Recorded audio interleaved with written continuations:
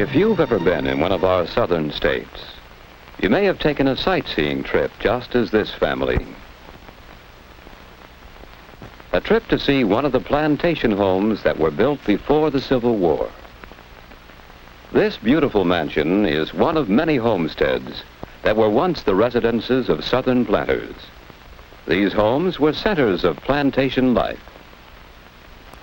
Inside the mansion, we can get some idea of the luxuries that a wealthy plantation family enjoyed. The home was often beautifully furnished. Planters imported fine household goods from England. These things represent part of the wealth that came from products grown on the plantation. Here is a map that explains how this plantation was organized. It was almost a little community by itself. Most of the sections of land were devoted to one crop, such as cotton. Other sections contained orchards, vegetable gardens, and pastures, the source of food for the people and the work animals. The buildings included the planter's home, a mill, workshops, and a row of small cabins for the slaves, who did almost all the work. We can still find remnants of some of these things on old plantations. These small houses were for the slaves who worked on the plantation. In this carriage house, the plantation vehicles were kept and repaired. In the blacksmith shop, such things as tools, wheel rims, and plowshares were made. And all of this was done by hand, the hand labor of the slaves.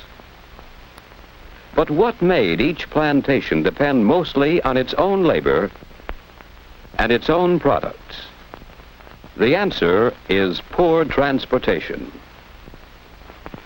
There were few roads, and many of them were in poor condition, so there was little commercial traffic between plantations. Travel was so difficult that each plantation was practically isolated, and so had to be almost self-sufficient. The easiest means of travel was by riverboat, and so many plantations were located along the rivers. At the boat landing, manufactured goods from cities could be brought in. Crops grown on the plantation could be sent out. Most plantations raised and shipped only one crop. In most plantations near the Mississippi, the one crop was cotton. Cotton was such an important part of the plantation system that it came to be called king cotton. The enormous amount of hand labor required to grow and pick the cotton was supplied by great numbers of slaves.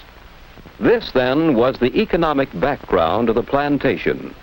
Cheap slave labor producing one main crop on vast tracts of land owned by the planter. But the plantation was more than an economic organization. It was a social organization as well. The planter and his slaves were part of an unusual class system. The sharp division of people into two main groups, the owners and the slaves, left a lasting influence on the society of the South. What was that society like? For the plantation owner and his family, it was an aristocratic kind of society. Gentle manners, courtesy, hospitality. Many of the ideas that we still associate with the people of the South came from the days when plantation life was in full flower. This, then, was the social organization of the plantation. The aristocratic class of the landowners who had wealth and privileges, and the laboring class of the slaves who had little wealth and few privileges. The plantation system in the United States reached its greatest development before the Civil War. By 1860, plantations reached from Virginia to Texas. On some of these, tobacco was produced. On others, sugar was grown. On others, cotton was the main crop. Whatever the crop, The system of producing was similar. Cheap labor, one crop, and vast tracts of land. These are some of the things we can better understand when we visit one of the old plantation homes of the past. But did this plantation life influence the modern South? Can we find anything left of the plantation system? We might find part of the answer as we look around us in the South today. Here is a scene that tells us part of the story. This plantation home was abandoned during the Civil War. Great changes in the plantation system occurred during the war.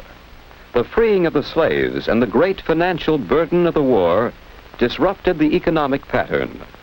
Some planters went bankrupt and lost possession of their plantations. But the plantation system did not entirely disappear. Some elements of that system did not change. The land, cultivated for generations and still productive, remained. The source of labor, great numbers of Negroes, remained. The demand for cotton remained, and the growing of cotton continued. So the plantation system, in a smaller and modified way, continued and can be found in the South today. Much of the work is still done by hand. Much of the wealth still comes from one crop, cotton. Most of the workers are Negroes who live on the plantation. Today, the man who owns the plantation is called the landlord. The men who work the farm are tenants. And so the landlord, the laborers, and the land are still the important parts of the plantation system. Today, this owner has less land than the plantation owner of the past, and he lives in a house that is less pretentious than the great mansions of earlier times. The tenant farmers and their families live on the plantation. Each family has a small house which they rent together with a section of land. A few tenants pay their rent in money, but most tenant farmers on the plantations work their portion of land in return for a share of the crop. And so the tenant farmers, both Negro and white, provide the necessary labor for raising the cotton. What other changes have come to the plantation? The plantation today is not as isolated as it once was.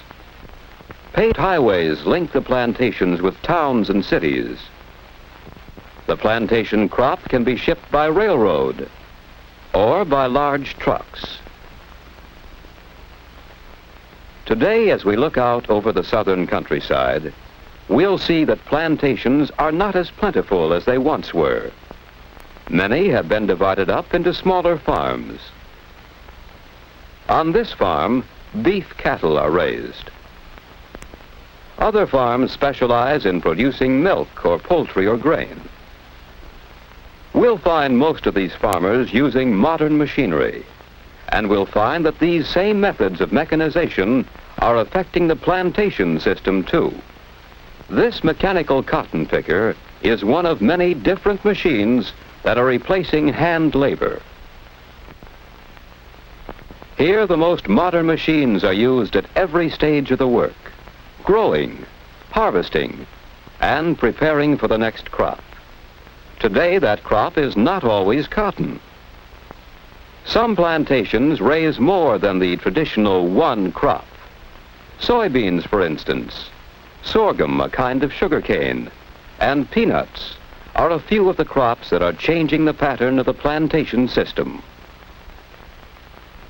That system has been changing over a long period of time, but its economic and social patterns have left a lasting influence on life in the South.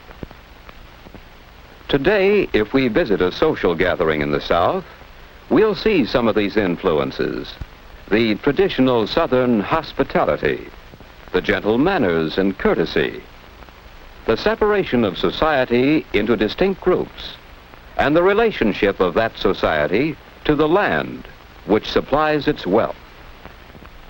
These are some of the things which the plantation system has contributed to Southern life.